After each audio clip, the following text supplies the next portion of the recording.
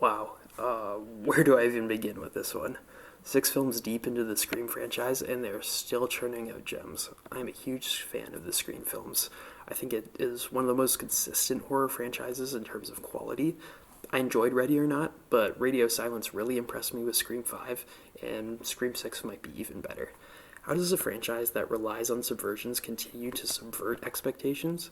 To answer that, we need to break down the elements of a Scream film and evaluate how Scream 6 addresses each point. First one, opening kill, a staple of the franchise from the very first one where Drew Barrymore gets killed unceremoniously early. Scream 2 has the theater kill with the meta introduction of Stab.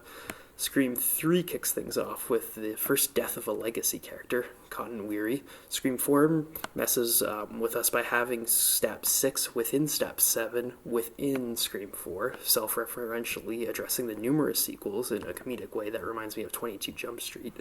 Scream 5 subverts expectations by having an attempted kill.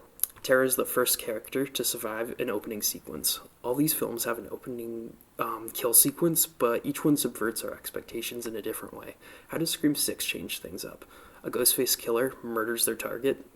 Seems pretty normal, but then they take off their mask. The sequence continues as they proceed to take off the costume, walk away, bump into legacy characters, and then return to their apartment. It feels like the Real Fake Doors segment from Rick's Minutes in season 1 of Rick and Morty. Not this one, not this one, none of them open! FakeDoors.com is our website, so check it out for a lot of really great deals on fake doors!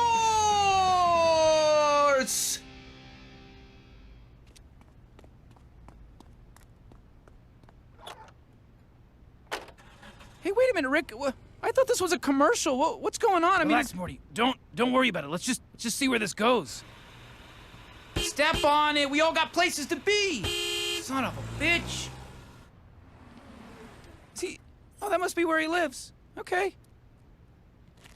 Huh. He's making himself a sandwich now?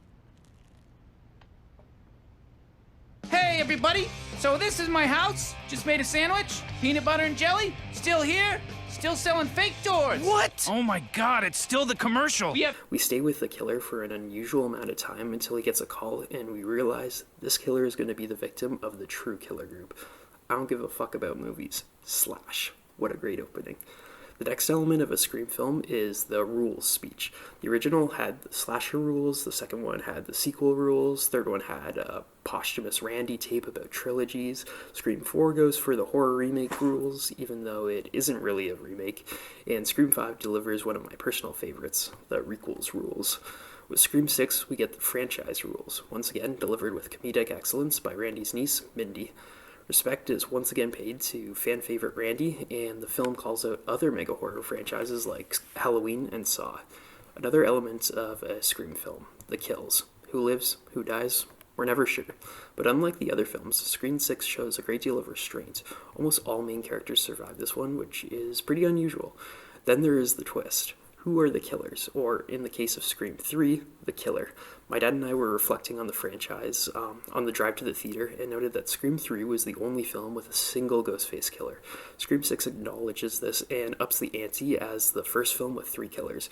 My dad and I dismissed this beforehand as sort of reaching levels of parody, but Scream 6 knows its fans. It knows we know how many killers are in each film, and it knows that we will dismiss the idea of 3 killers. So that's exactly what it does. It gives us 3 killers. Even though Wayne technically doesn't kill anyone, I mean, he attempts murder and orchestrates the whole slaughter like Charles Manson, so... The reveal manages to not feel ridiculous, though. It comes naturally and ties in directly to the next element of a Scream film, the monologue. For the one killer, who is not just a psychopath, i.e. not Stu, Mickey, or Charlie.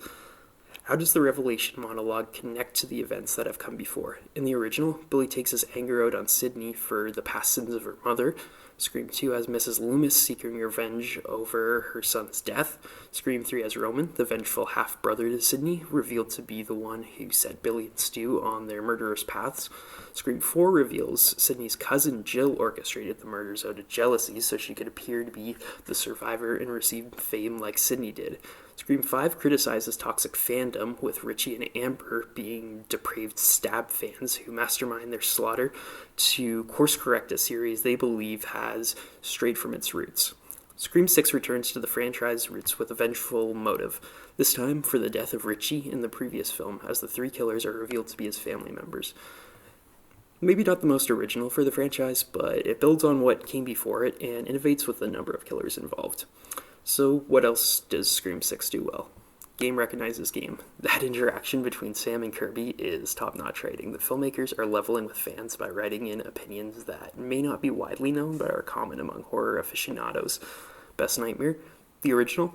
Good take, but 3 and New Nightmare are also contenders for me. Best Friday, Part 2 versus Part 4, the fan favorites, although I'd add 6 into the running, it's up there for the best. Candyman original or requel? Both. Definitely agree with that take. Psycho 2, underrated. I can't speak to this one because I've only seen the first one, but if I learned anything from History of Horror, it's that Psycho 2 is apparently a great horror sequel, so yeah. And this is what makes Scream 6 so successful. It's written by Scream fans. The filmmakers clearly have a love for the franchise and an insane attention to detail. Nothing is forgotten, and the filmmakers know exactly what we have seen and how to manipulate our expectations, because our expectations are their expectations. Like watching Knives Out or Glass Onion in terms of masterfully manipulating an audience that is expecting subversions. Radio Silence caters to the most dedicated of Scream fans and keeps us guessing. Like the original Scream, Scream 6 knows we have extensive knowledge on what has come before, and it crafts an experience designed to feel fresh for us.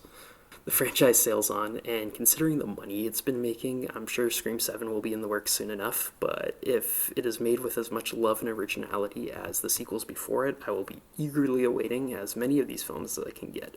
That's the great thing about Scream. As long as there are trends in horror, the franchise will be relevant, and there will always be something new to break down. Doom Grips, out.